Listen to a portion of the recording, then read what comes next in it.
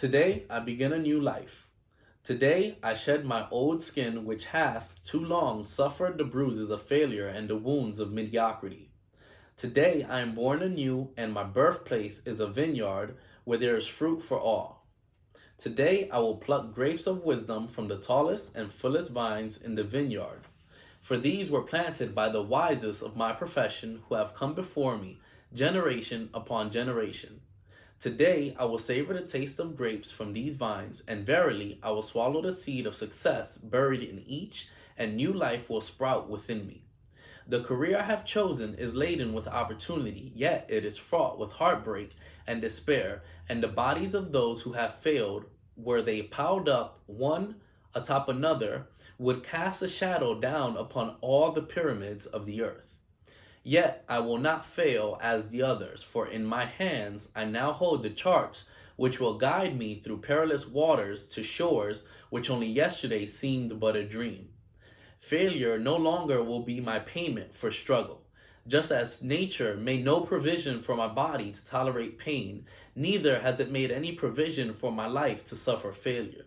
Failure, like pain, is alien to my life. In the past, I accepted it as I accepted pain.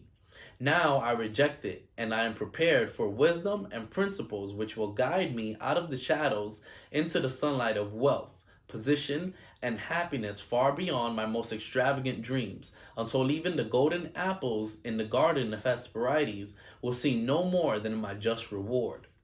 Time teaches all things to him who lives forever, but I have not the luxury of eternity. Yet within my allotted time I must practice the art of patience, for nature acts never in haste. To create the olive, king of all trees, 100 years is required. An onion plant is old in 9 weeks. I have lived as an onion plant. It has not pleased me.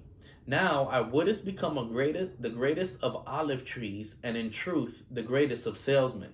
And how will this be accomplished? For I have neither the knowledge nor the experience to achieve greatness, and already I have stumbled in ignorance and fallen into pools of self-pity.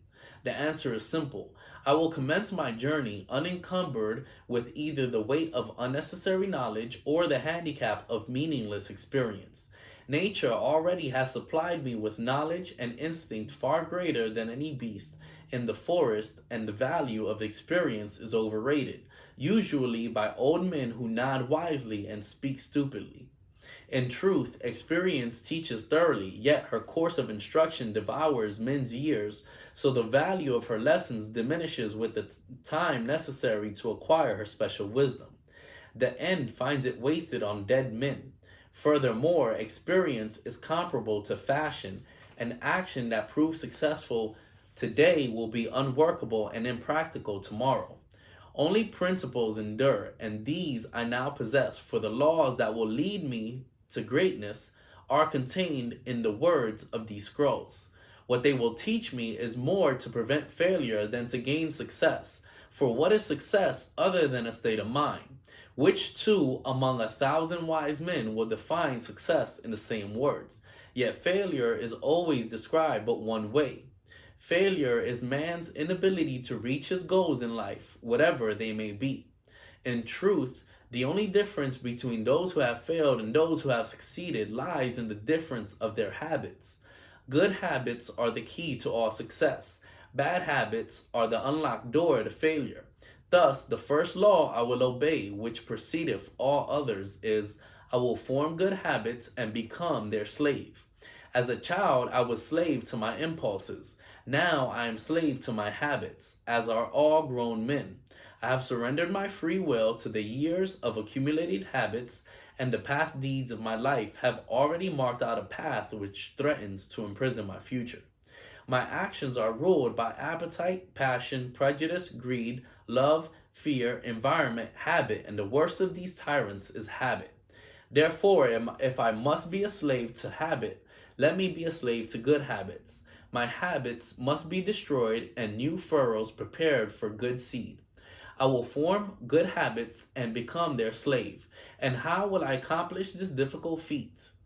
Through these scrolls it will be done, for each scroll contains a principle which will drive a bad habit from my life and replace it with one which will bring me closer to success.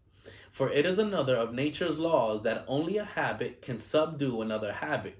So, in order for these written words to perform their chosen task, I must discipline myself with the first of my new habits, which is as follows. I will read each scroll for 30 days in this prescribed manner before I proceed to the next scroll. First, I will read the words in silence when I arise. Then, I will read the words in silence after I have partaken of my midday meal.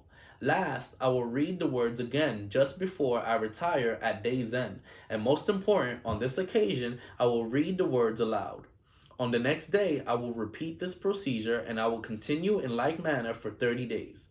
Then I will turn to the next scroll and repeat this procedure for another 30 days. I will continue in this manner until I have lived with each scroll for 30 days and my reading has become habit. And what will be accomplished with this habit?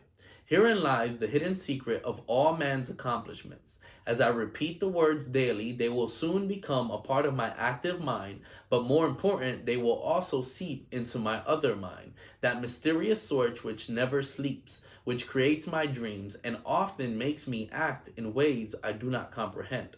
As the words of these scrolls are consumed by my mysterious mind, I will begin to awake each morning with a vitality I have never known before. My vigor will increase, my enthusiasm will rise, my desire to meet the world will overcome every fear I once knew at sunrise, and I will be happier than I ever believed it possible to be in this world of strife and sorrow. Eventually, I will find myself reacting to all situations which confront me as I was commanded in the scrolls to react, and soon these actions and reactions will become easy to perform, for any act with practice becomes easy. Thus, a new and good habit is born. For when an act becomes easy through constant repetition, it becomes a pleasure to perform. And if it is a pleasure to perform, it is man's nature to perform it often. When I perform it often, it becomes a habit, and I become its slave. And since it is a good habit, this is my will. Today, I begin a new life, and I make a solemn oath to myself that nothing will retard my new life's growth. I will lose not a day from these readings, for that day cannot be retrieved, nor can I substitute it for another day. I will not break this habit of daily reading from these scrolls, and in truth, the few months spent each day on this new habit are but a small price to pay for the happiness and success that will be mine. As I read and reread the words in these scrolls to follow, never will I allow the brevity of each scroll, nor the simplicity of its words, to cause me to treat the scroll's message lightly. Thousands of grapes are pressed to fill one jar with wine, and the grape skin and pulp are tossed to the birds. So it is with these grapes of wisdom from the ages. Much has been filtered and tossed to the wind. Only the pure truth lies distilled in the words to come. I will drink as instructed and spill not a drop, and the seeds of success I will swallow. Today my old skin has become as dust. I will walk tall among men, and they will know me not, for today I am a new man with a new life.